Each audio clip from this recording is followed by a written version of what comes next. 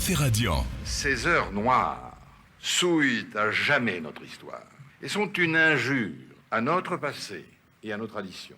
Oui, la folie criminelle de l'occupant a été, chacun le sait, secondée par des Français, secondée par l'État français.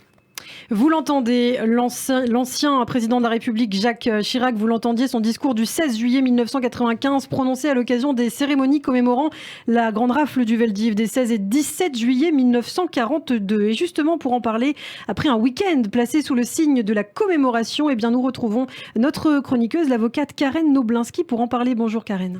Bonjour Ilana. C'est aujourd'hui ma dernière chronique pour cette première saison de À huis clos. Chaque semaine, nous intervenons sur votre antenne en tant qu'avocate, chroniqueuse.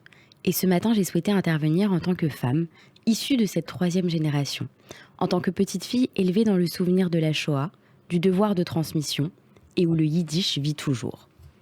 Les 16 et 17 juillet 2022, la France accomplissait l'irréparable, en organisant une arrestation massive, sans qu'un seul soldat de l'Allemagne nazie n'intervienne.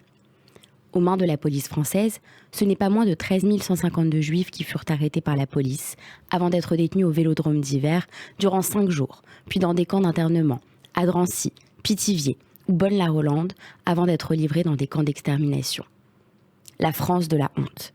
Dans ces années noires, c'est au rythme de la résistance, des réseaux d'entraide, au sein de l'Église et de l'action des justes parmi les nations, que l'âme de la France vivait encore.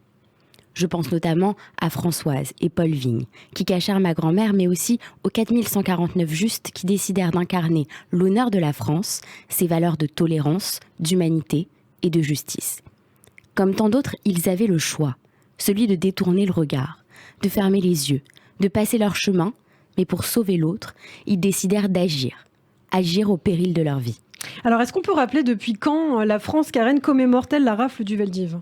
Alors pendant des décennies, survivants et enfants de déportés honoraient la mémoire des disparus dans le silence des pouvoirs publics, isolés et face au deuil.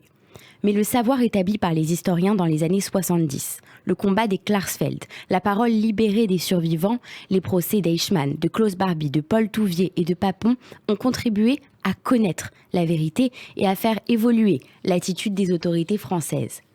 Il faudra donc attendre le 16 juillet 1995 pour que le président de la République, Jacques Chirac, reconnaisse pour la première fois la responsabilité de l'État français et mette fin à un demi-siècle de non-dit. Regarder cette France, c'est assumer ce qu'elle a fait. La regarder dans les yeux, c'est rappeler l'histoire, inlassablement, pour conjurer le sort, transmettre la mémoire des disparus, de leurs souffrances et des camps. Le combat contre l'antisémitisme n'est jamais terminé. Depuis près de 20 ans, nous faisons face à une hausse de ces actes. Il est partout et se perpétue dans la rue, sur les réseaux sociaux, à la télévision. Le temps de la présidentielle a été marqué par des discours réhabilitants Pétain, falsifiant l'histoire, tandis que ce week-end, la commémoration du Veldiv s'est conjuguée à une énième instrumentalisation de la Shoah sur Twitter, laquelle n'en finit pas de salir la mémoire de nos disparus.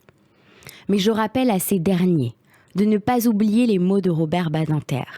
Les morts vous écoutent. Alors que la voix des derniers témoins s'éteint peu à peu, le travail de mémoire, plus que jamais, nous oblige. Parce que nous avons été les témoins d'une parole libérée. Parce que nous sommes les héritiers d'un passé révélé, plus que jamais. Le devoir de transmission et l'éducation des plus jeunes doit être notre priorité, une priorité même nationale. La France ne pourra jamais faire l'économie de cette page de l'histoire. Chaque élève de chaque classe, de chaque école en France devra savoir que l'oubli ne sera jamais la règle. Merci beaucoup Karen Noblinski, avocate. Et donc on parle des commémorations de la rafle du Veldiv des 16 et 17 juillet 1942.